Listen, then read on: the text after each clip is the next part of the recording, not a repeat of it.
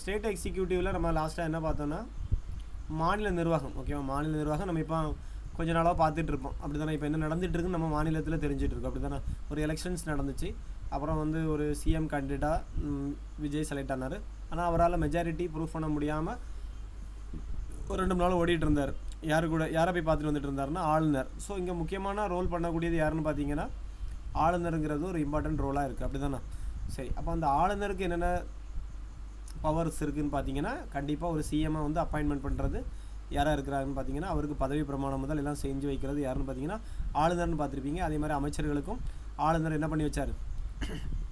பதவி பிரமாணங்கள் செய்து வைத்தார். ஓகேவா, ஸோ ஆளுநர் வந்து முக்கியமான ஒரு ரோல் இங்கே பண்ணிகிட்டு இருந்தார். ஓகேவா, இந்த ஸ்டேட் எக்ஸிக்யூட்டிவில் நம்ம ஆளுநரை பற்றி நிறைய படிக்க வேண்டியது இருக்கும். ஸோ நம்ம அதெல்லாம் வரிசையாக பார்க்க போகிறோம். ஓகேவா, ரைட். அப்போ நீங்கள் அப்படி சமுதாயத்தை கூட தொடர்புபடுத்தி படிங்க, அப்போ கொஞ்சம் ஞாபகம் இருக்கும். ஓகேவா, அப்போ இந்திய அரசியலமைப்பில் நம்ம அன்றைக்கி பார்த்தோம் பார்ட் 6. ஓகேவா, பார்ட் 6ங்கிறது நம்மளுடைய ஸ்டேட்டில் வரக்கூடிய பகுதி. ஓகேவா, ஸ்டேட் எக்ஸிக்யூட்டிவ் உடைய பார்ட் எதுன்னு கேட்டாங்கன்னா 6. ஓகேவா, ரைட்டு. அப்புறம் ஆர்டிக்கிள் எதுலேருந்து எது வரைக்கும் போகும்னா 152லேருந்து 237 வரைக்கும் போகும். எப்போவும் தெரிஞ்சு வச்சுக்கணும். 152 to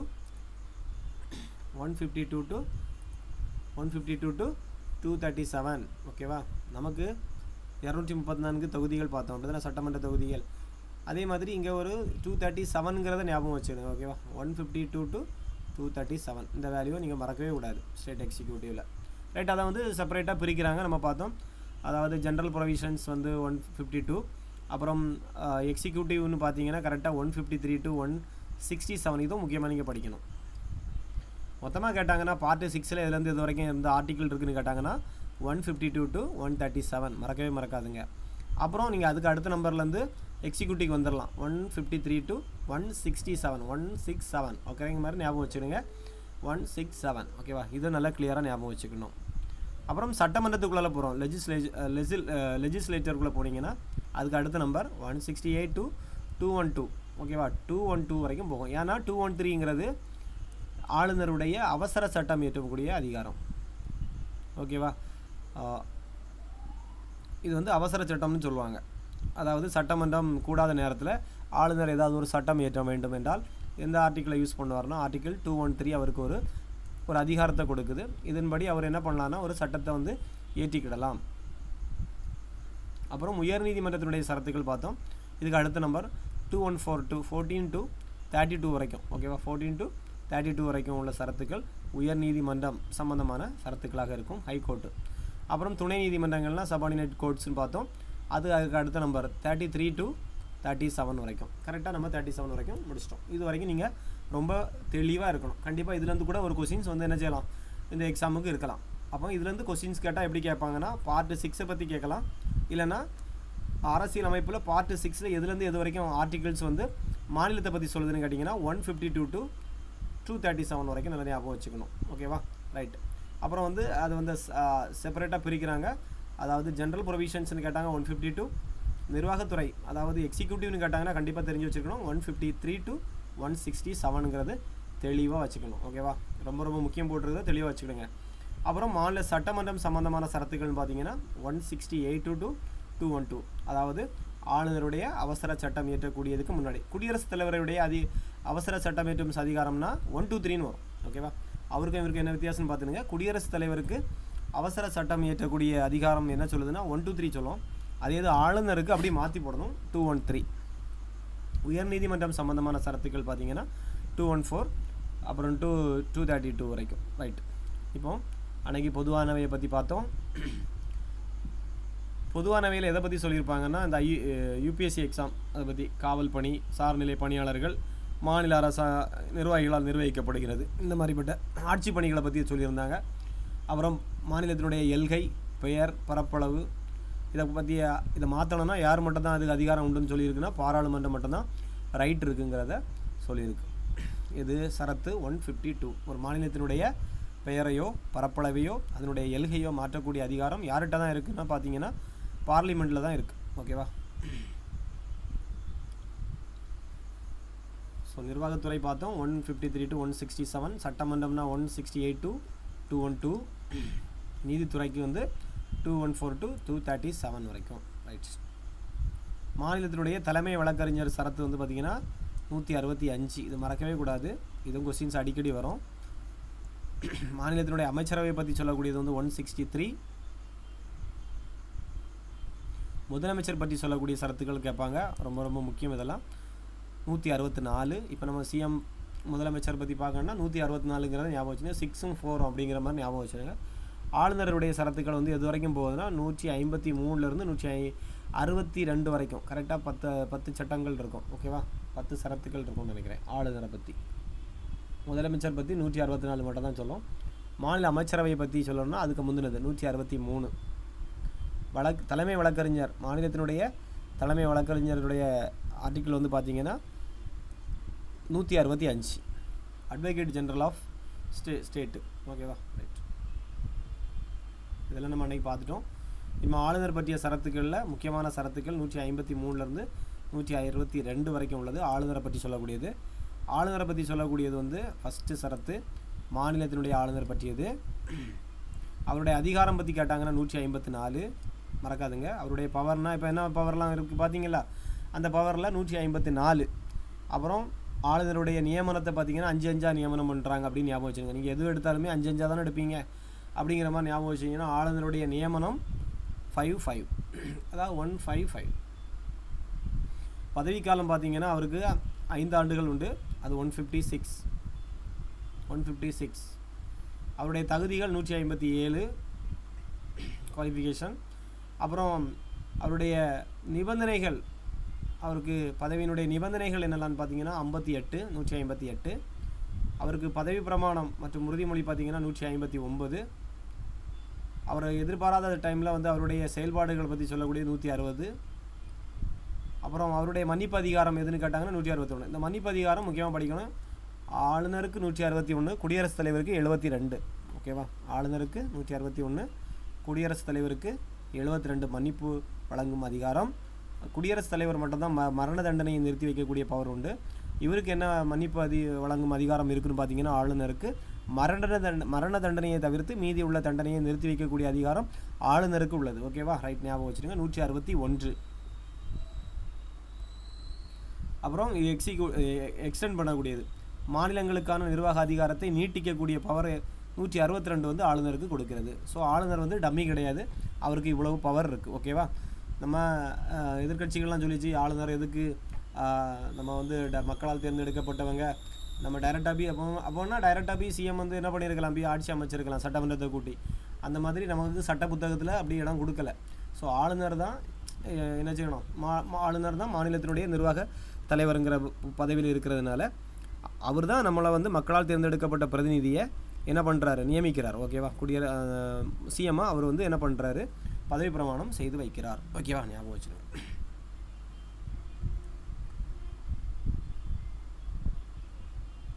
கான்ஸ்டியூஷனல் ஹெட் யாருன்னு கேட்டாங்கன்னா, ஸ்டேட்டுடைய கான்ஸ்டியூஷனல் ஹெட்டுன்னு கேட்டாங்கன்னா யார் தான் நீங்கள் சொல்லணும்னா சிஎம் சொல்லக்கூடாது.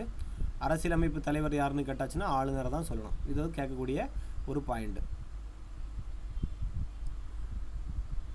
கான்ஸ்டியூஷனல் ஹெட் ஆஃப் தி ஸ்டேட்னு கேட்டாங்கன்னா கவர்னர். ஓகேவா, இதுவும் மறந்துடக்கூடாது. அதே மாதிரி அவருடைய சிறப்பு பெயர்கள் பார்த்தீங்கன்னா மாநிலத்தினுடைய முதல் குடிமகன், first citizen of the state. அப்புறம் மாநில அரசியலமைப்பு தலைவர், த கான்ஸ்டியூஷனல் ஹெட். அப்புறம் பேரளவு தலைவர்னு கொடுத்துருப்பாங்க. ஏன்னா இவர் வந்து அன்னைக்கு நியமிக்கிறதோட அவருக்கு கதை முடிஞ்சு, யாரை, சிஎம்ஐ வந்து நியமிக்கிறதோட அவருக்கு பவர் கொஞ்சம் டம்மி ஆயிரும். அப்புறம் ஃபுல் பவர் யாருக்கு வந்துடும்னு பார்த்தீங்கன்னா இவர் பேரளவு தலைவராக தான் இருப்பார், டம்மியாக தான் இருப்பார். ஃபுல் பவர் வந்து சிஎம்முக்கு கண்ட்ரோலில் வந்துடும். ஓகேவா, அதே மாதிரி ஒரு முகவர், யாருடைய முகவர்னு பார்த்தீங்கன்னா குடியரசுத் தலைவருடைய ஒரு ஏஜென்ட், ஒரு முகவராகத்தான் செயல்படுவார். ஓகேவா, ரைட். அப்புறம் மாநில அளவில் அவசர சட்டங்களை பிறப்பிக்கக்கூடியவர் யாருன்னு பார்த்தீங்கன்னா இவருக்கு தான் அந்த பவர் இருக்குது. ப்ரொமுல்கேட் ஆர்டினன்ஸ் அப்படின்னு சொல்லுவாங்க. ப்ரொமுல்கேட் ஆர்டினன்ஸ் அட் தி ஸ்டேட் லெவலில் யாருன்னு கேட்டிங்கன்னா இந்த ஆளுநர். சரி, ஆளுநருடைய பதவி பார்த்தீங்கன்னா சில இப்போ நமக்கு வந்த ஆளுநர் எங்கே இருந்தார்னா கேரளாவிலேருந்து பொறுப்பு ஆளுநர், அப்படி தான் இங்கே தமிழகத்தினுடைய பொறுப்பு ஆளுநராக போட்டிருந்தவங்க. மற்றபடி சில ஆளுநர் என்ன பண்ணுவாங்கன்னா 2 ஸ்டேட்டுக்கு கண்ட்ரோலில் இருப்பாங்க. இதுக்கு முன்னாடி தமிழிசை இருந்தாங்கன்னு நினைக்கிறேன். பாண்டிச்சேரிக்கும் அப்புறம் தெலுங்கானாவுக்கும் இருந்திருப்பாங்கன்னு நினைக்கிறேன். தெலுங்கானா ஆந்திராவை தெரில, ரெண்டுக்கும் அவர் தான் வந்து என்னது இருந்தார்னா ஆளுநராக இருந்தார். ஸோ அதுக்கு ஒரு சட்ட திருத்தம் கொண்டு வந்திருக்கிறாங்க. எப்போனா 1956 7வது சட்ட திருத்தம். ஈஸியாக ஞாபகம் வச்சுக்கலாம். 5, 6 அப்புறம் என்னது 7. ஓகேவா? ஒரு மாநிலத்தினுடைய ஆளுநர் 2 அல்லது இதற்கு மேற்பட்ட மாநிலங்களுடைய ஆளுநராக நியமிக்கப்படலாம். அப்புறம் சரத்து 154 நம்ம பார்த்தோம். அவருடைய பவர், எக்ஸிக்யூட்டிவ் பவர் அப்படி அந்த ஆளுநருடைய பவரை பற்றி சொல்லக்கூடியதுன்னு பார்த்தீங்கன்னா சரத்து 154. ஓகேவா? இப்போ இதுவரைக்கும் நீங்கள் பார்த்த சரத்துக்கள்னு பார்த்தீங்கன்னா திரும்பி ஒருக்கா சொல்கிறேன். சரத்துக்கள் ரொம்ப ரொம்ப முக்கியம். பார்ட் 6 பார்த்தோம். நம்ம ஸ்டேட்டுக்கு வந்து 152லேருந்து 237 வரைக்கும் உள்ள ஆர்டிகிள்ஸ் வந்து பார்ட் 6 இருக்குது. இதை வந்து ஸ்டேட்டினுடைய எக்ஸிக்யூட்டிவ் லெஜிஸ்லேச்சர் எல்லாம் சேர்த்து சொல்லுது. ஓகேவா? ரைட்டு. அப்புறம் நமக்கு பார்த்திங்கன்னா அதை 6 பகுதிகளாக பிரிக்கலாம். ஒன்று வந்து ஜென்ரல் ப்ரொவிஷன்ஸ், அப்புறம் நிர்வாகம், அப்புறம் மாநிலத்துடைய சட்டமன்றத்தை பற்றியும் சொல்லுது, அப்புறம் அவசர சட்டம் இயற்றக்கூடிய பகுதியை பற்றி சொல்லுது. அது முறைக்கு நம்ம மாநிலத்தினுடைய உயர்நீதிமன்றம் மற்றும் துணை நீதிமன்றங்களை பற்றியும் இந்த 152லேருந்து 237 வரைக்கும் உள்ளடக்கியதான் நம்ம பார்த்தோம். ஓகேவா? ரைட்டு. தலைமை வழக்கறிஞருடைய சரத்து 165, மறக்கவே கூடாது. 165. முதலமைச்சருடைய சரத்து வந்து 164. மாநில அமைச்சரவையை பற்றி சொல்லுங்கன்னா அந்த மினிஸ்ட்ரியை பற்றி சொல்லணும்னா 163. ஆளுநருடைய சரத்துக்கள் 10 153லேருந்து 162 வரைக்கும். ஆளுநர் முடிஞ்ச உடனே அமைச்சர் வருவாங்க. ஓகேவா? மாநில அமைச்சர்கள் வருவாங்க, அப்புறம் முதலமைச்சர் வருவாங்க. ரைட்.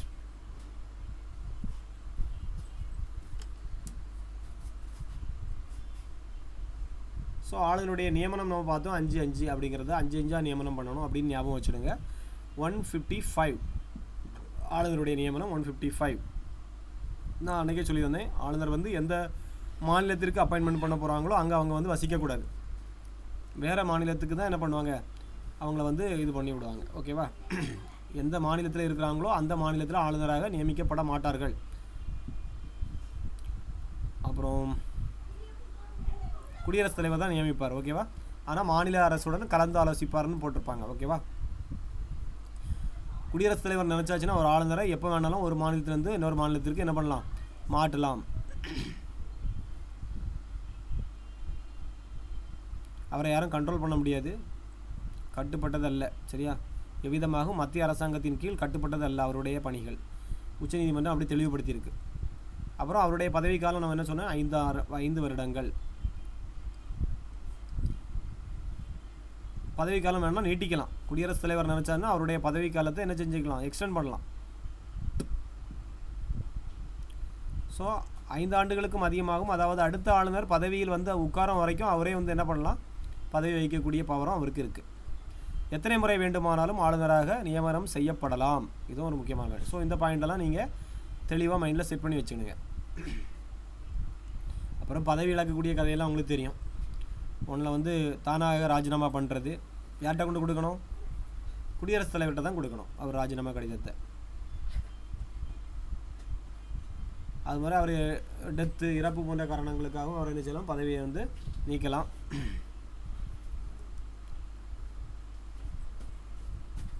திடீர்னு ஒரு ஆளுநர் இறந்து போயிட்டார்னு வச்சுருங்க, அப்போனா என்ன பண்ணுவாங்கன்னா புதிய ஆளுநர் நியமிக்கப்படும் வரை யார்கிட்ட அந்த பொறுப்பு யார்கிட்ட வரோன்னா உயர்நீதிமன்ற தலைமை நீதிபதி தற்காலிக ஆளுநராக செயல்படுவார். இது கேட்கலாம். ஒரு ஆளுநர் திடீரென்று அந்த மாநிலத்தினுடைய ஆளுநர் திடீரென்று இறந்து விட்டால் அப்போ அந்த அடுத்த ஆளுநர் பதவி இருக்கும் வரை என்ன பண்ணுவாங்கன்னா டக்குன்னு இன்றைக்கி ஒரு எமர்ஜென்சினா உயர்நீதிமன்ற தலைமை நீதிபதியை தற்காலிக ஆளுநராக நியமனம் செய்வதற்கு நமக்கு சட்ட புத்தகத்தில் இடம் இருக்குது. அதே மாதிரி ஆளுநரை பதவி நீக்கம் செய்வதில் மாநில சட்டமன்றத்திற்கோ சட்டமன்றத்தில் ஒரு தீர்மானம் போட்டு ஆர்.என். ரவியை மாற்றணும்னு வச்சுருந்தா இதுக்கு முன்னாடி மாற்றிருக்கலாம். ஸோ அவங்களுக்கு அந்த சான்ஸ் இல்லை, அதனால வச்சுக்கிட்டே இருந்தாங்க. ஓகேவா? சட்டமன்றத்திற்கோ உயர்நீதிமன்றம் நினச்சாலோ அவரை வந்து என்ன பண்ண முடியாது, பதவி நீக்கம் செய்ய முடியாது.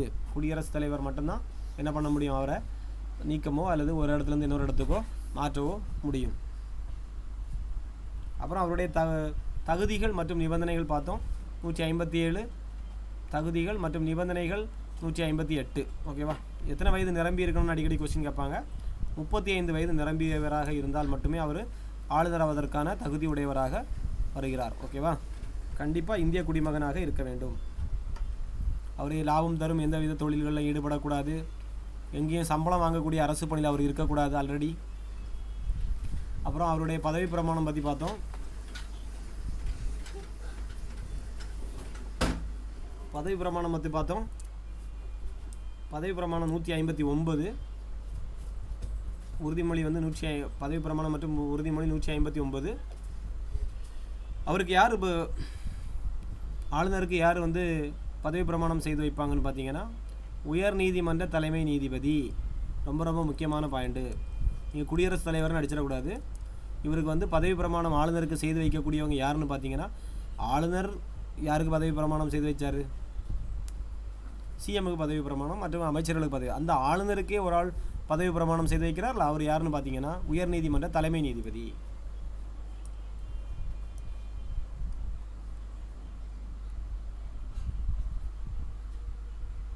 ஸோ பதவி பிரமாணம் மற்றும் உறுதிமொழிகள் 159, தகுதிகள் மற்றும் நிபந்தனைகள் 157, 158.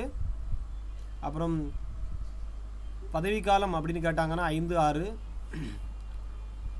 நியமனம் பார்த்தீங்கன்னா 5, 5. அவருடைய எக்ஸிக்யூட்டிவ் பவரை பற்றி சொல்லக்கூடியது 154. அப்புறம் 2க்கும் மேற்பட்ட மாநிலங்களுக்கு நியமிக்கப்படலாம். அது எத்தனை சட்ட திருத்தம்னு கேட்டால் 7வது சட்ட திருத்தம். ஓகேவா, ரைட். இதெல்லாம் உங்களுக்கு இப்போ ஞாபகம் இருக்கும்னு நினைக்கிறேன். தெளிவாக விட்டுறக்கூடாது. திருப்பி படிக்கணும், அடிக்கடி ரிவைஸ் பண்ணணும். அப்போ தான் ஞாபகம் இருக்கும். நாளை காலையில் ஒருக்கா எடுத்து புரட்டி பாருங்கள். அப்புறம் பாருங்கள், ஊதியம் மற்றும் படிகள். அவருடைய சம்பளம் மற்றும் படிகளை பற்றி நம்ம பார்க்க போகிறோம். இது இன்னைக்குலேருந்து பார்க்கக்கூடிய கண்டென்ட் இதுதான், ஊதியம் மற்றும் படிகள். ஸோ சம்பளம் மற்றும் படிகள் வந்து யாரால் நியமிக்கப்படுகிறது ரொம்ப ரொம்ப முக்கியம். ஆளுநருடைய சம்பளத்தை நிர்ணயம் பண்ணுறது யாருன்னு பார்த்தீங்கன்னா குடியரசுத் தலைவர் அல்ல, பாராளுமன்றத்தால் நிர்ணயிக்கப்படுகிறது. ஸோ இதுக்கு சம்பளத்தை கூட்டுறது குறைக்கிறது எதுன்னு பார்த்தீங்கன்னா பார்லிமெண்ட்டு. அதே மாதிரி ஒரு சரத்து அவருக்கு ஒரு ஃபேவரபுளாக இருக்குது. என்னென்னா 158 3A. 158 3A என்ன சொல்லுதுன்னா, 2க்கும் மேற்பட்ட மாநிலங்களில் 2 அல்லது அதற்கு மேற்பட்ட மாநிலங்களில் அவர் பணியாற்றினார்னா அவருடைய சேலரியை வந்து பங்கிட்டு கொடுத்தா போதும். ஒவ்வொரு மாநிலமும் அவருக்கு 3 லட்சத்தி சில்லரை கொடுக்க வேண்டிய அவசியம் இல்லை. ஓகே, மொத்தம் 3.5 லட்ச ரூபா சம்பளம் அவருக்கு. ஸோ மாத சம்பளம் 3.5 லட்ச ரூபா. அவர் எத்தனை மாநிலங்களில் இருக்கிறாரோ அந்த மாநிலங்கள் அதை பகிர்ந்து வழங்கினா போதும். சரியா, ரைட்டு. பகிர்ந்து கொடுத்தா போதும். ஒவ்வொரு மாநிலத்துக்கும் 3.5 லட்ச ரூபா கொடுக்க வேண்டிய அவசியம் இல்லை. எந்த சட்டம்? 158 3A. ரொம்ப முக்கியமான ஒரு சரத்து. அதே மாதிரி அவர் ஒர்க் பண்ணிகிட்டு இருக்கும்போது எந்தவித காரணம் கொண்டும் அவருடைய சம்பளத்தை வந்து குறைக்கக்கூடாதான். அது 1986ஆம் ஆண்டுலேருந்து அது நடைமுறையில் இருந்துகிட்ருக்கு. ஸோ ஒன்ஸ் அவர் வந்து ஜாயின் பண்ணிட்டார், அவருக்கு அன்னைக்கு என்ன சேலரி இருக்கோ அதை விட கம்மியாகக்கூடாது, கூடலாம். ஓகேவா, ரைட். அதே மாதிரி ஃபண்டு வந்து இதுலேருந்து அவருக்கு சம்பளம் கொடுக்குறாங்கன்னா தொகுப்பு நிதியிலேருந்து தான் கொடுக்கணும். கன்சாலிடேட்டட் ஃபண்டுன்னு போட்டிருப்பாங்க. ஸோ ஆளுனுடைய சேலரி வந்து கன்சாலிடேட்டட் ஃபண்டு. ஓகேவா, தொகுப்பு நிதி.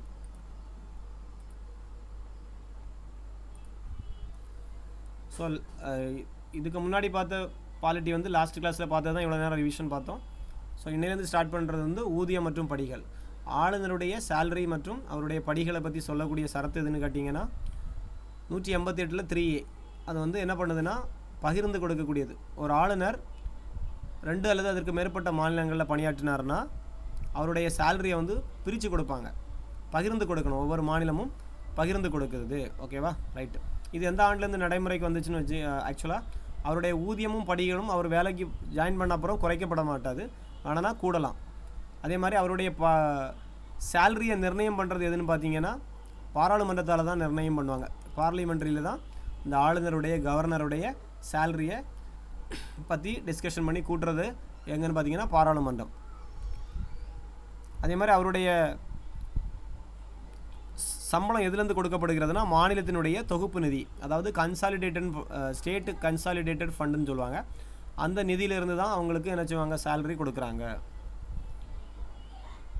அதே மாதிரி அவர் தங்கி இருக்கக்கூடிய அந்த ராஜ்பவன், அதாவது அவருடைய குடியிருப்பை ராஜ்பவன் சொல்லுவாங்க.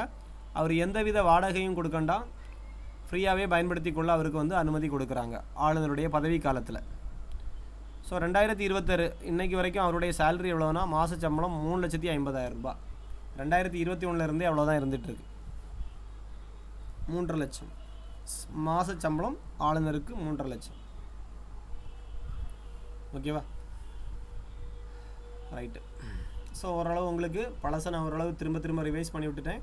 அப்போ இன்றைக்கி பார்த்ததில் நீங்கள் புதுசாக ஒரே ஒரு சரத்து படிச்சிருக்கிறீங்க, 158 3A. ஸோ அடுத்தது, ஸோ இன்றைக்கி இந்த பிடிஎஃப் தந்துடுவேன். ரெண்டாவது நீங்கள் நோட்ஸ் எடுக்கணும்னா எடுத்துடுங்க, இல்லைனா அதை அப்படியே வச்சு படிச்சுக்கலாம். ஸோ கம்ப்ளீட்டான பிடிஎஃப்லாம் நம்ம வெப்சைட்டில் இருக்குது. மெட்டீரியல்னு ஒன்று இருக்குது, அதில் கம்ப்ளீட்டானது நான் எடிட் பண்ணி கம்ப்ளீட் பண்ணதை மட்டும் அதில் அப்டேட் பண்ணியிருப்பேன். அதை வேணால் நீங்கள் பிரிண்ட் பண்ணிக்கலாம். மற்ற பிடிஎஃப் வந்து இன்கம்ப்ளீட்டாக தான் இருக்கும். ஸோ அதை வந்து நீங்கள் பிரிண்ட் பண்ண வேண்டிய அவசியம் இல்லை. நான் கம்ப்ளீட்டாக அதில் அப்டேட் பண்ணிடுவேன். ஓகேவா? மேக்ஸிமம் நம்ம இந்த 2 மாதம் முடித்து ரிவிஷன் கொடுக்குற நேரத்தில் எல்லா பிடிஎஃப்பும் கரெக்டாக கம்ப்ளீட் ஆகிரும். ஸோ அடுத்தது பாருங்கள், சிறப்பு சலுகைகள். ஆளுநருக்குன்னு சில சலுகைகள் கொடுக்குறாங்க. ஸ்பெஷல் ப்ரிவிலேஜஸ் ஆஃப் தி கவர்னர்னு ஒன்று கொடுத்துருப்பாங்க. அதோடைய சரத்து பார்த்திங்கன்னா 361. ஆளுநரை ஒன்றும் பண்ண முடியாது அப்படிங்கிறத அவருக்கு ஒரு சிறப்பு சலுகை இருக்குது. அது என்ன சலுகைன்னா 361. அவர் வந்து தனது அதிகாரங்களை பயன்படுத்தியதற்காகவும், என்ன அதிகாரம், இப்போ ஆக்சுவலாக 2 நாளாக சிஎம் விஜய் என்ன பண்ணார், சிஎம் விஜய் தானே இப்போ, ஓகே, அவர் பதவி பிரமாணம் எடுக்கிறதுக்கு போவார், இந்த அவரை போய் பார்க்க போவார், இவர் திருப்பி அனுப்புவார், அப்படி தானே. ஸோ இவர் நினச்சி என்ன பண்ணலான்னா, ஒரு கோர்ட்டில் 2 கேஸை போட்டுட்டு அவர்கிட்ட வந்து பதில் சொல்லுங்கன்னு சொல்லி கோர்ட் என்ன செய்ய முடியாது, அவரை வந்து கட்டாயப்படுத்த முடியாது. ஆளுநரை வந்து என்ன பண்ண முடியாது. அவருடைய கடமையை கரெக்டாக செஞ்சுருந்தால் என்ன பண்ணக்கூடாது, நீதிமன்றத்திற்கு பதிலளிக்க வேண்டிய அவசியம் அவருக்கு கிடையாது. ஸோ அதனால தான் அவர் வந்து ஸ்ட்ராங்காக இருந்தார். புரியுதா? அவர் வந்து எந்த நீதிமன்றத்திற்கும் பதிலளிக்க வேண்டிய அவசியம் இல்லை. அவர் சட்டத்தை கரெக்டாக செஞ்சார்னா யாருக்கும் அவர் வந்து என்ன பண்ணண்டாம், பதில் கொடுக்க வேண்டிய அவசியம் கிடையாது. அதனால தான் அவரை போயிட்டு வான்னு என்ன சொன்னார், ரிப்பீட்டாக அனுப்பிட்டே இருந்தார். மெஜாரிட்டி கொண்டு வான்னு சொல்லி அனுப்பிட்டே இருந்தார். அவர் நினச்சா என்ன பண்ணலான்னா, வா வந்து ஆட்சி அமை அப்படின்னு சொல்லக்கூடிய அதிகாரமும் அவருக்கு இருக்குது. ஓகேவா? ஆனால் அவர் என்ன பண்ணார்னா, ஏதோ 1-2 ஆல்ரெடி நடந்த கேஸ் டீட்டெயில்ஸ்லாம் வச்சு என்ன பண்ணுறாரு, நீ மெஜாரிட்டி காணும். ஏன்னா இன்னொரு சைடில் வந்து மெஜாரிட்டி காணிக்கிறதுக்கு ரெடியாக இருக்கிறாங்க. நமக்கு தெரியலை, நம்ம நியூஸ்லலாம் அந்த மாதிரி போடலை. ஆனால் ஒரு சைடில் என்ன நடந்துகிட்டு இருந்துன்னா, ஒரு டீலிங் நடந்துகிட்டு தான் இருந்துச்சு. ஸோ ஆளுநருக்கு அதெல்லாம் தெரியாமல் இருக்காது. அதனால் நீங்கள் என்ன பண்ணுங்கள், மெஜாரிட்டியை ப்ரூவ் பண்ணுங்கன்னு சொல்லி 118 அனுப்பிட்டே இருந்தார். ஓகேவா? ரைட்டு. அதே மாதிரி அவருடைய சிறப்பு என்னன்னு பாருங்கள். அவருடைய பதவி காலத்தில் என்ன அவர் வந்து அவருடைய பதவி காலத்தில் அவர் மீது எந்த ஒரு குற்றவியல் நடவடிக்கைகளையும் அவருக்கு எதிராக எந்த நீதிமன்றத்திலும் தொடர முடியாது. பார்த்துருங்க, இப்படி ஒரு சிறப்பு பவர் யாருக்கு இருக்குது, ஆளுநருக்கு இருக்குது. ஸோ அவருக்கு மேலே எந்த ஒரு குற்ற நடவடிக்கையும் என்ன செய்ய முடியாது, எந்த நீதிமன்றத்திலும் அவருக்கு மேலே என்ன செய்ய முடியாது, தொடர முடியாது. ஸோ அவர் பதவியில் இருந்தார்னா அப்படி ஒரு சிறப்பு அவருக்கு இருக்குது. அதே மாதிரி தான் குடியரசுத் தலைவருக்கும் அதே தான். ஓகேவா? இங்கே எப்படி ஆளுநருக்கு இருக்கோ அதே மாதிரி தான் குடியரசுத் தலைவருக்கும் வரும். அதே மாதிரி ஆளுநருடைய பதவி காலத்தில் அவர் மீது ஏதாவது குற்றச்சாட்டுகளை சுமத்தவோ அல்லது அவரை கைது செய்யவோ எந்த நீதிமன்றமும் உத்தரவு பிறப்பிக்க முடியாது. இது அவருடைய சிறப்பு சலுகைகள். ஆர்டிகிள் என்ன சொல்லுது, 361. ஞாபகம் வச்சுருங்க, 361. அதே மாதிரி அவருடைய பதவி காலத்தில் இருக்கும்போது ஒரே ஒரு இது வழக்குகள் தொடரலாம். என்ன வழக்குனா, சிவில் கேசஸ் தொடங்கலாம். சிவில் கேசஸ்ன்னு கேள்விப்பட்டிருப்பீங்க. சொத்து, அந்த ரூபாய் சம்மந்தமான கேஸ்ன்னு சொல்லுவாங்க, சிவில் கேசஸ். இந்த சிவில் கேஸை அவருக்கு மேலே போடலாம். ஆனால் 2 மாதத்துக்கு முன்னாடியே அவர் மீதான குற்றச்சாட்டினுடைய தீர்மான அறிக்கையை அவரிடம் வந்து நீங்கள் கொடுக்கணும். கொடுத்தா தான் அவர் மீது 2 மாதத்துக்கு முன்னாடி கொடுத்துருக்கோம், அவருக்கு அது சரியான பதில் தரலை, இல்லைனா அதுக்குரிய சொல்யூஷன்ஸ் தரலைன்னு சொல்லி தான் நீங்கள் என்ன பண்ண முடியும், கோர்ட்டை நாட முடியும். எந்த கேஸுக்கு மட்டும், சிவில் கேஸஸுக்கு மட்டும் அவர் மீது நீங்கள் என்ன செய்யலாம், வழக்கு தொடரலாம். ஆனால் 2 மாதத்துக்கு முன்னாடி அவரிடம் என்ன கொடுக்கணும், அந்த சம்பந்தமான ஒரு அறிக்கையை அவரிடம் வழங்க வேண்டும். அதுக்கு அவர் சரியாக பதில் கொடுத்தாருன்னா நீங்கள் கேஸ் போட முடியாது. ஓகேவா? ரைட். ஸோ இதெல்லாம் 361. அப்புறம் ஆளுநருடைய அதிகாரங்களை பற்றி ஒவ்வொன்றா படிக்கணும். மொத்தம் 5 அதிகாரங்கள் இருக்குது. அவருடைய எக்ஸிக்யூட்டிவ் பவர், நிர்வாக அதிகாரங்கள். அப்புறம் சட்டமன்றத்தில் அவருக்கு என்னென்ன அதிகாரங்கள் இருக்குது தனித்தனியாக நம்ம படிக்கணும், டீலிங் பண்ண வேண்டியது இருக்குது. அப்புறம் 3வது உள்ளது நிதி அதிகாரங்கள், ஃபினான்சியல் பவர் அவருக்கு என்னெல்லாம் இருக்குதுன்னு பார்க்கணும். நீதித்துறையில் என்னென்ன அதிகாரங்கள், ஜுடிஷியல் பவர்ஸ் அவருக்கு என்ன இருக்குதுன்னு பார்க்கணும். அவருடைய விருப்புரிமை அதிகாரங்கள், சரி, அவர் சொந்த விருப்புரிமை இருக்குது, அந்த அதிகாரங்கள் என்னெல்லாம் அவருக்கு அப்படி இருக்குங்கிறதையும் நம்ம தனித்தனியாக படிக்கணும். அப்படி படித்து முடிக்கும்போது ஓரளவு இந்த பாடம் வந்து கம்ப்ளீட் ஆகும். ஓகேவா? அப்புறம் நமக்கு அந்த முதலமைச்சர் இருக்கார், மினிஸ்டர் இருக்காங்க, அப்புறம் அந்த தலைமை வழக்கறிஞர், இவ்வளோதான். இதோட நமக்கு வந்து ஸ்டேட் எக்ஸிக்யூட்டிவில் வந்து நம்ம எக்ஸிக்யூட்டிவ் பவரில் இந்த ஏரியாவை நம்ம கவர் பண்ணுறோம். அப்புறம் லெஜிஸ்லேட்டரில் வந்து தனியாக படிக்கிறோம். அப்புறம் நீதிமன்றங்கள் தனியாக படிக்கணும். இது இவ்வளோ தனித்தனியாக படித்தா தான் ஸ்டேட் வந்து கிளியர் ஆகும். ஓகேவா? பார்ட்டு 6 கிளியர் ஆகும். பார்ட்டு 6ல் தான் நம்ம ஆர்டிக்கிள் என்னலேருந்து பார்த்தீங்க, 152லேருந்து 237 வரைக்கும் பார்த்தீங்களா? சாரி, 153லேருந்து இல்லை, ஓகே, 152லேருந்து பார்த்தோம். ஓகேவா? ஸ்டார்டிங்கில் 152லேருந்து 237 வரைக்கும் உள்ளது தான் பார்ட்டு 6. ஓகேவா? இது எல்லாமே நம்ம செப்பரேட்டாக படித்து முடிக்கணும். 152லேருந்து 237 வரைக்கும் படிச்சிங்கன்னா பார்ட்டு 6 ஸ்டேட் இது முடிஞ்சுப்போம். State எக்ஸிக்யூட்டிவும் state லெஜிஸ்லேச்சரும் முடிஞ்சுப்போம். அப்புறம் கோர்ட்டும் முடிஞ்சுப்போம். இது ஹை கோர்ட்டும் அந்த சபார்டினேட்ஸ் கோர்ட்டும் முடிஞ்சிடும். அப்புறம் படித்தா தான் இந்த பாடம் கம்ப்ளீட் ஆகும். ரைட்ஸ். சரி, ஓகே. ஃபஸ்ட்டு வந்து நிர்வாக அதிகாரங்களை பற்றி பார்க்க போகிறோம். எக்ஸிக்யூட்டிவ் பவரை பற்றி தனியாக படிக்க போகிறோம். ஓகேவா? எக்ஸிக்யூட்டிவ் பவர் நமக்கு தெரியும், நம்ம பார்த்தோம். கான்ஸ்டியூஷனல் ஹெட்டு அல்லது எக்ஸிக்யூட்டிவ் ஹெட் ஆஃப் தி ஸ்டேட்னு யாருன்னு கேட்டாங்கன்னா யாரை சொல்லணும்? நிர்வாக தலைவர் யாருன்னு கேட்டால் மாநில அரசின் தலைவர் யாருன்னு கேட்டாலும் இவர் தான். நிர்வாக தலைவர் யாருன்னு கேட்டாலும் இவர் தான். எக்ஸிக்யூட்டிவ் ஹெட்னாலும் சரி தான், கான்ஸ்டியூஷனல் ஹெட்னாலும் யார் தான்? ஸ்டேட்டுக்கு ஆளுநர். ஸோ இவர் வந்து கண்ட்ரோல் பண்ணலாம், இல்லாத அவருக்கு கீழே உள்ள அதிகாரிகளை வச்சும் என்ன பண்ணலாம், இதை வந்து அவர் கண்ட்ரோல் பண்ணலாம். அப்படிங்கிறத அவருக்கு ஒரு பவராக இருக்குது நிர்வாக அதிகாரங்களில். அதே மாதிரி நம்ம இப்போ பார்த்துட்டு இருக்கக்கூடிய கடந்த வாரம் நடந்த சம்பவம் இப்போ தொடர்ச்சியாக நடந்தது. சட்டமன்றத்தில் பெரும்பான்மை கொண்ட கட்சியின் தலைவரை முதலமைச்சராக ஆளுநர் நியமிக்கிறார். ஓகேவா? இந்த பாயிண்ட் ரொம்ப முக்கியமான அவரை பற்றிய ஒரு point. The governor appoints the leader of the party commanding a majority வேணும். ஓகேவா? சரி. அப்போ பெரும்பான்மை கொண்ட கட்சியின் தலைவரை முதலமைச்சராக ஆளுநர் நியமிக்கிறார். இது அவருடைய நிர்வாக அதிகாரங்களில் ஒரு அதிகாரம்.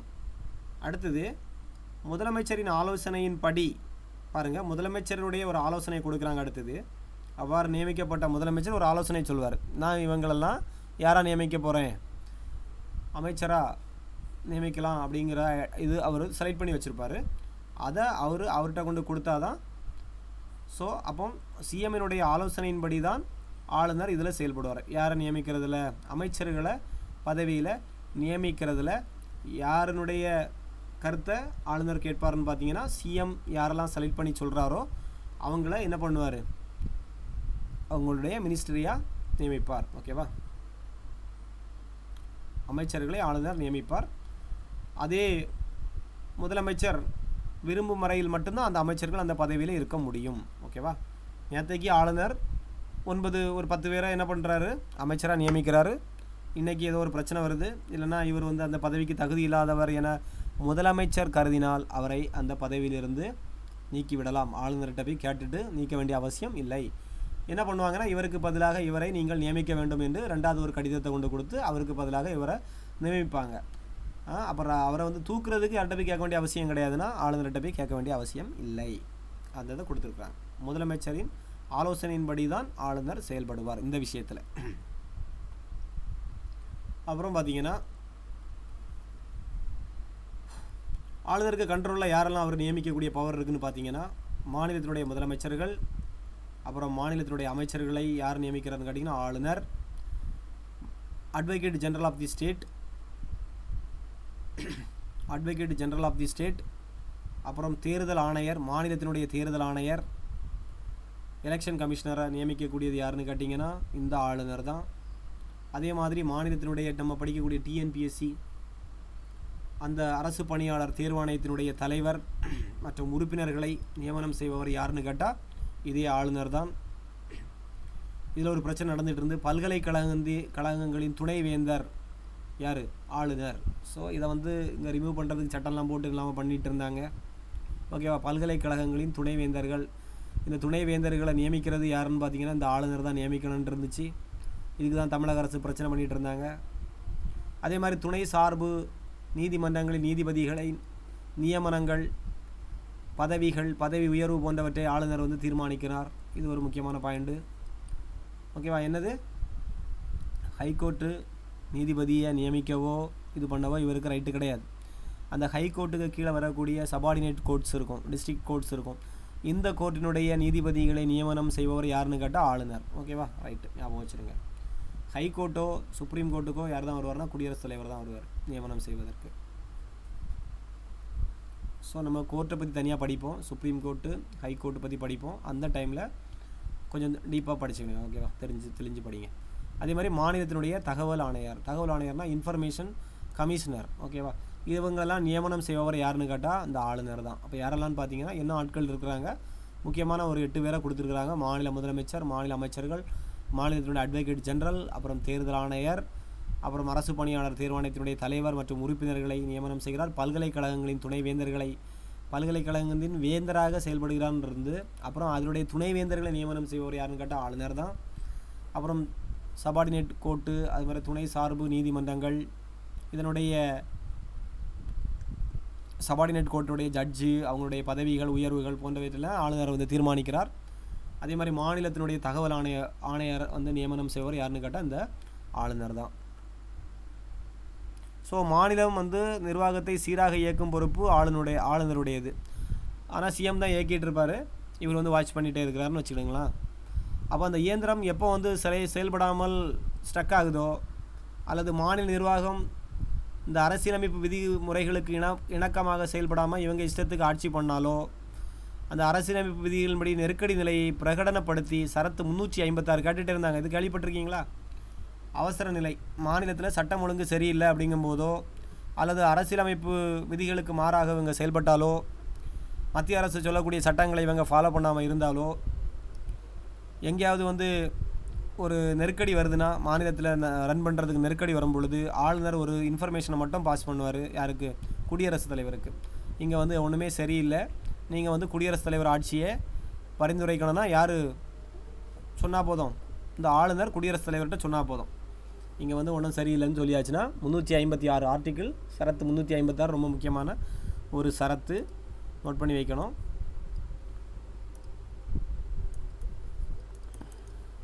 நெருக்கடி நிலையை பிரகடனப்படுத்தி இங்கே வந்து குடியரசுத் தலைவர் ஆட்சியினை பரிந்துரைக்க ஆளுநருக்கு அதிகாரம் உள்ளது. ஓகேவா? ரைட். அதே மாதிரி பல்கலைக்கழகங்களுக்கு வேந்தர் யாருன்னு கேட்டால் ஆளுநர்.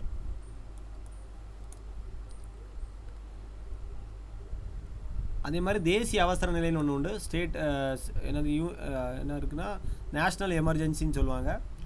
ஆர்டிக்கிள் 352. ஓகேவா? ரைட்டு.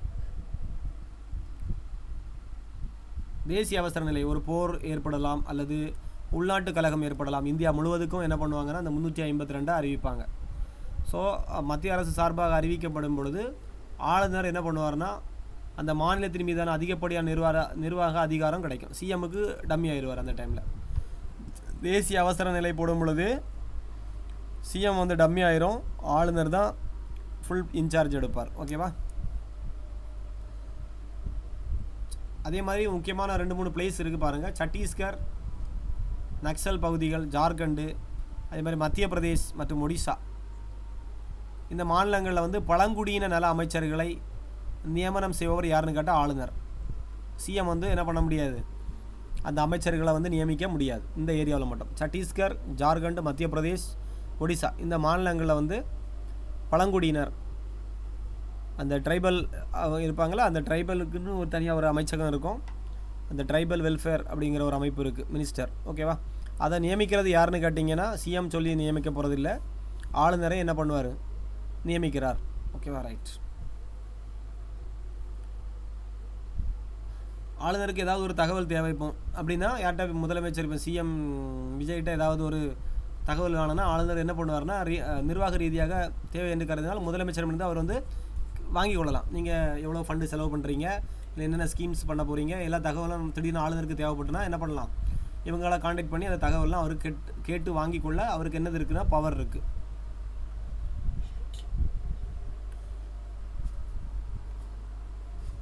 அதே மாதிரி மாநில அரசினுடைய செயல்பாடுகள் நல்லா இருக்கா மோசமாக இருக்காங்கக்கூடிய தகவல் தலைவருக்கு, அந்த குடியரசுத் தலைவருக்கு இவர் மாதந்தோறமோ வாரந்தோறமோ என்ன பண்ணியிருப்பாங்க, இவருங்க வந்து அறிக்கைகளை அவர் குடியரசுத் தலைவருக்கு அனுப்பிட்டே இருக்கணும். இந்த மாநில அரசு செயல்பாடு எப்படி இருக்குது அப்படிங்கிற தகவலை யாருக்கு கொடுத்துக்கிட்டே இருக்கணும்? குடியரசுத் தலைவருக்கு இவர் கொடுத்துக்கிட்டே இருக்கணும். அவர் தான் ஆளுநருடைய முக்கியமான பணியாக இருக்கும். அப்புறம் சட்டமன்ற அதிகாரங்கள், இதை ஒன்று சொல்லி இன்றைக்கி முடிச்சிருவேன், டக்குன்னு முடிச்சிடலாம். சட்டமன்ற அதிகாரம் இப்போ நடந்துகிட்டு இருக்கிறது அவ்வளோமே சட்டமன்ற அதிகாரம் தான். நம்மளை சுற்றி நம்ம நியூஸில் இப்போ நடந்துகிட்டு இருக்கிறது எல்லாமே சட்டமன்ற அதிகாரங்கள். இவர் வந்து நம்ம ஆளுநர்னு பார்த்தீங்கன்னா மாநில சட்டமன்றத்தின் ஒரு ஒருங்கிணைந்த பகுதி தான். மற்றபடி அவர் வந்து உறுப்பினர் கிடையாது, ஞாபகம் வச்சுருங்க. அவர் வந்து மெம்பர் கிடையாது. Is not a member of the லெஜிஸ்லேட்டர்னு வரும். ஓகேவா? இவர் வந்து சட்டமன்றத்தினுடைய உறுப்பினராக இல்லை, ஆனால் அவர் ஒரு ஒருங்கிணைந்த பகுதி. குடியரசுத் தலைவரும் அதே மாதிரி தான், ஒரு ஒருங்கிணைந்த பகுதி. அவர் இல்லாமல் இது ரன் ஆகாது. ஆனால் அவர் வந்து உறுப்பினர் கிடையாது. சட்டமன்ற அதிகாரங்கள் இவருக்கு கிடைக்குது. இவர் நினச்சாருன்னா அந்த கூட்டத்தை கூட்டலாம், ஒத்தி வைக்கலாம், அல்லது கலைக்கக்கூடிய உரிமை யாருக்கு இருக்குதுன்னு பார்த்தீங்கன்னா அந்த ஆளுநருக்கு இருக்குது. அது மாதிரி எலெக்ஷன் முடிஞ்சவொடனே இப்போ நடந்த சம்பவம், முதலமைச்சர் மற்றும் அமைச்சர்களின் நியமனத்திற்கு பிறகு நடைபெறும் சட்டமன்ற கூட்டத்தின் முதல் கூட்டத்தில் உரை நிகழ்த்துவார். முதல் கூட்டத்திற்கு உரை நிகழ்த்தக்கூடியது யாருன்னு கேட்டிங்கன்னா இந்த ஆளுநர் தான். அதே மாதிரி ஏதாவது பெண்டிங் இருக்கக்கூடிய மசோதா குறித்து சட்டமன்ற அவைகளுக்கு ஆளுநர் செய்தி அனுப்பலாம். எப்பப்பா இந்தந்த மசோதாலாம் பெண்டிங்லேயே வச்சுருக்கிறீங்க, இதை மீண்டும் என்ன பண்ணுங்கள், நடைமுறைப்படுத்துறதுக்கு ஏதாவது கூட்டம் போட்டு என்ன பண்ணுங்கள், அந்த சட்டத்தை இது பண்ணுங்கள் அப்படிங்கிற தகவல் அவர் வந்து அனுப்பலாம். அதே மாதிரி சபாநாயகர், ஸ்பீக்கர் இருக்காங்களா, சபாநாயகர் மற்றும் துணை சபாநாயகர் பணியிடம் காலியாக இருக்குதுன்னு வச்சுடுங்க. இன்றைக்கி தான் நமக்கு சட்டமன்றத்தில் சபாநாயகர் துணை சபாநாயகர் 2 வரும் இது பண்ணியிருந்தாங்க. இதுக்கு முன்னாடி தற்காலிக சபாநாயகர் இருந்தாங்க. ஓகேவா? ரைட்டு. இந்த சபாநாயகர் பணியிடங்கள் 2மே காலியாக இருக்குது. அப்படிங்கிற பட்சத்தில் இந்த கூட்டத்தை தலைமையேற்று நடத்த சட்டமன்ற உறுப்பினர் யாரை வேண்டுமானாலும் ஆளுநர் வந்து என்ன செய்து விடுவார், நியமனம் செய்வார். சிஎம் வந்து அங்கே நியமிக்க வேண்டிய அவசியம் கிடையாது. ஓகேவா? இந்த 2 பேரும் நியமிக்கப்பட்ட பிறகு ஏதாவது காரணங்களுக்காக இல்லாத பட்சத்தில் ஆளுநர் நினச்சாருன்னா யாரை வேணுமானாலும், இப்போ உதயநிதி ஸ்டாலினை வேண்டுமானாலும் என்ன பண்ணலாம், ஸ்பீக்கராக தூக்கி நிறுத்தி வச்சிடலாம். ஓகேவா? யார் நினைக்கணும், ஆளுநர் நியமனம் செய்யணும். அதே மாதிரி இந்த சரத்து இப்போ அவைலபிளாக இல்லை. ஏன்னா ஆங்கிலோ இந்தியன் வகுப்பிலிருந்து ஒரு உறுப்பினரை மாநில சட்டமன்றத்திற்கு நியமனம் செய்கின்றார். இந்த சரத்து 333 நம்ம ஆர்டிக்கிளில் படிக்கும்போது படிச்சிட வேண்டியதான். 333 இப்போ தமிழ்நாட்டில் இது நடைமுறையில் இருக்கானா? இல்லை, ஒரு மாநிலத்திலையுமே இது நடைமுறையில் இல்லை. ஆங்கிலோ இந்தியன் வகுப்பிலிருந்து ஒரு உறுப்பினரை சட்டமன்றத்திற்கு அவர் எலெக்ஷனில் இல்லாமலே என்ன பண்ணலாம், உறுப்பினருக்கு தேர்ந்தெடுத்து அனுப்பலாம். அதுக்குடைய பவர் யாருக்கு இருக்குதுன்னு பார்த்தீங்கன்னா இதுக்கு முன்னாடி ஆளுநருக்கு இருந்துச்சு. இப்போ இந்த பிஜேபி கவர்மெண்ட் வந்த அப்புறத்துலேருந்து இதை கேன்சல் பண்ணிட்டாங்க. சரியா? 333 என்ன கொடுத்துச்சுன்னா ஆங்கிலோ இந்தியன் வகுப்பிலிருந்து ஒரு உறுப்பினரை சட்டமன்றத்திற்கு அனுப்பக்கூடிய பவர் 333. அதே மாதிரி இது மேலவை இருந்தால், மாநிலத்தில் மேலவை இருந்தால், மேலவை கலைக்கப்பட்டாச்சு. நமக்கு 1986 கலைக்கப்பட்டிருந்து எம்ஜிஆர் ஆட்சி காலத்தின் பொழுது மேலவை நமக்கு தமிழ்நாட்டில் கலைக்கப்பட்டது. ஓகேவா? ரைட்டு. இப்போ விஜய் சாரோடைய ஆட்சி வரும்பொழுது அதை வைக்கணும்னு சொல்லி ஒரு நாள் பேசிகிட்டு இருந்தாங்க. அப்படி வச்சுருந்தாங்கன்னா அந்த சட்ட மேலவைன்னு சொல்லுவாங்க. அந்த மேலவையில் 1/6 உறுப்பினர்களை யார் தேர்ந்தெடுத்து அனுப்பக்கூடிய அதிகாரம் இருக்குதுன்னு பார்த்தீங்கன்னா இந்த ஆளுநருக்கு இருக்குது. யாரெல்லாம் அனுப்பலான்னு அவருக்கு ஒரு இது இருக்குதுன்னு பார்த்தீங்கன்னா, ஒரு புரோட்டோக்கால் இருக்குதுன்னு பார்த்தீங்கன்னா, கலை, இலக்கியம், அறிவியல், கூட்டுறவு இயக்கம், சமூக சேவை போன்றவற்றில் சிறந்து விளங்கக்கூடிய நபர்களை இவராகவே தேர்ந்தெடுத்து அந்த மொத்த மேலவையில் 1/6 உறுப்பினர்களை யார் அனுப்பலாம், ஆளுநர் நியமனம் செய்யக்கூடிய அதிகாரம் உண்டு. இது ரொம்ப முக்கியமான பாயிண்ட். 1/6 உறுப்பினர்களை அனுப்பக்கூடிய அதிகாரம் இவருக்கு இருக்கிறது.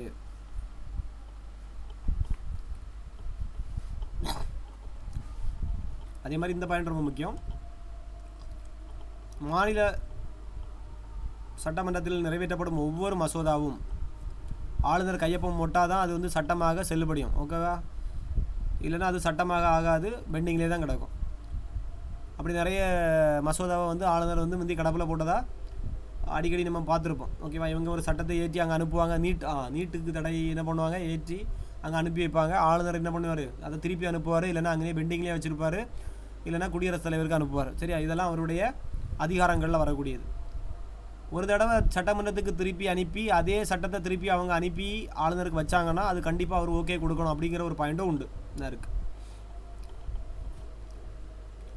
ஆளுநர் கையொப்பமிட்ட பின்னர் மட்டுமே அது சட்டமாக மாறும். ஆனால் சட்டமன்றத்தால் நிறைவேற்றப்பட்ட ஒரு மசோதா ஆளுநர் ஒப்புதலுக்காக அனுப்பப்படும் பொழுது ஆளுநர் கையொப்பமிடலாம் அல்லது நிறுத்தி வைக்கலாம், அல்லது இதெல்லாம் அவருடைய பவர். மீண்டும் மறுபரிசீலனைக்காக சட்டமன்றத்திற்கே திருப்பி அனுப்பலாம். அவ்வாறு சட்டமன்றத்திற்கு திருப்பி அனுப்பப்படும் மசோதா அங்கு மீண்டும் நிறைவேற்றப்பட்டால் அதற்கு ஆளுநர் கட்டாயம் ஒப்புதல் வழங்குதல் வேண்டும். இது ரொம்ப முக்கியமான பாயிண்ட். பார்த்துடுங்க, அவர் ஒன்றில் நிறுத்தி வைக்கலாம், இல்லைனா அது ஓகே பண்ணலாம், அல்லது மீண்டும் மறுபரிசீலனைக்காக அனுப்பி வைக்கலாம். அவ்வாறு அந்த சட்டமன்றத்திற்கு திருப்பி அனுப்பிட்டாருன்னா அதை திரும்பி அவங்க நிறைவேற்றி இவருக்கு திருப்பி அனுப்பி கொடுத்தாங்கன்னா கண்டிப்பாக ஆளுநர் என்ன போட்டாகணும், ஒப்புதல் வழங்கி ஆக வேண்டும். ஆனால் இதில் ஒரு சின்ன ஒரு இது இருக்குது, கண்டிஷன். அதுலேயும் ஒரு இது செக் பாயிண்ட் வச்சுருக்காங்க. பண மசோதாவினை ஆளுநர் திருப்பி அனுப்ப இயலாது. ஓகேவா, நல்லா ஞாபகம் வச்சுருங்க. மணி பில்லை மட்டும் என்ன பண்ண முடியாது, பண மசோதாவை மட்டும் திருப்பி அனுப்ப முடியாது. ஆளுநருக்கு இந்த கேனாட் ரிட்டர்ன் மணி பில்னு இருக்கும். சரியா, இதை மட்டும் அவர் வந்து திருப்பி அனுப்ப முடியாது. கண்டிப்பாக ஓகே கொடுத்தா ஆகணும் மணி பில்லுக்கு. ஓகே, அதே மாதிரி மாநில சட்டமன்றத்தில் ஏதோ ஒரு சட்டத்தை நிறைவேற்றுறாங்கன்னா அது வந்து மாநிலத்தினுடைய உயர்நீதிமன்றத்துக்கு அதிகாரத்திற்கு தீங்கு விளைவிக்கும் நிலையில் இருக்குமாயின் அதனை குடியரசுத் தலைவரின் பரிசீலனைக்காக நிறுத்தி வைக்கலாம். ஓகேவா, இப்போ இவங்க மாநிலத்தில் ஒரு சட்டமன்றத்தில் ஒரு சட்டம் ஏற்றுறாங்க, இந்த ஹைகோர்ட்டுக்கு எதிராக, ஹைகோர்ட்டு சென்னையில் இருக்கக்கூடியதோ அல்லது மதுரையில் இருக்கக்கூடிய ஒரு கோர்ட்டுக்கு எதிராக இவங்க ஒரு சட்டத்தை பாஸ் பண்ணுறாங்கன்னு வச்சுக்கோங்க. அந்த உயர்நீதிமன்றத்திற்கு இதனால் ஏதாவது ஒரு தீங்கு ஏற்படக்கூடியதாக இருந்துச்சுன்னா ஆளுநர்கிட்ட கையில் அது போகும்போது அவர் என்ன பண்ணுவார்னா அதை வந்து குடியரசுத் தலைவரினுடைய பரிசீலனைக்காக அதை வந்து என்ன செய்யலாம், பெண்டிங் வச்சுருப்பார், நிறுத்தி வச்சுருப்பார். ரைட், அடுத்தது லாஸ்ட் பாயிண்ட்டு இன்னைக்கு மாநிலத்தினுடைய ஆண்டு நிதிநிலை அறிக்கை, ஆனுவல் ஃபினான்சியல் ஸ்டேட்மெண்ட்டு, அப்புறம் அரசு பணியாளர் தேர்வாணையத்தினுடைய அறிக்கை, அரசின் தணிக்கை குழு அறிக்கை, இதெல்லாம் சட்டமன்றத்தில் கொண்டு சமர்ப்பிப்பவர் யாருன்னு பார்த்தீங்கன்னா அந்த ஆளுநர். இது ரொம்ப முக்கியமான பாயிண்ட். ஓகேவா, மாநிலத்தினுடைய ஆண்டு நிதிநிலை அறிக்கை, அரசு பணியாளர் தேர்வாணைய நம்ம டிஎன்பிஎஸ்சியினுடைய அறிக்கை, அப்புறம் அரசாங்கத்தினுடைய தணிக்கை குழு, அதாவது இதை வந்து தணிக்கை பண்ணுவாங்களா, இவங்க ஆடிட்டிங் பண்ணுவாங்களா, அந்த ஆடிட்டினுடைய ஸ்டேட் ஆடிட் கமிட்டி, இதனுடைய ரிப்போர்ட் எல்லாமே கொண்டு சட்டமன்றத்தில் சமர்ப்பிக்கக்கூடியது யாருன்னு பார்த்தீங்கன்னா ஆளுநர். ஓகேவா, இதெல்லாம் முக்கியமான பாயிண்ட்டு படிச்சுக்கணுங்க. ஸோ அந்த பிடிஎஃப் இப்போ உடனே சென்ட் பண்ணிடுறேன். நாளைக்கு காலையில் ஒருக்கா எடுத்து திருப்பி ஒருக்கா ரீட் பண்ணுங்கள். கண்டிப்பாக இதில் வந்து கொஸ்டின்ஸ் வரும், மிஸ் பண்ணக்கூடாது. ஓகேப்பா, நான் கிளாஸ் முடிச்சுக்கிறேன்.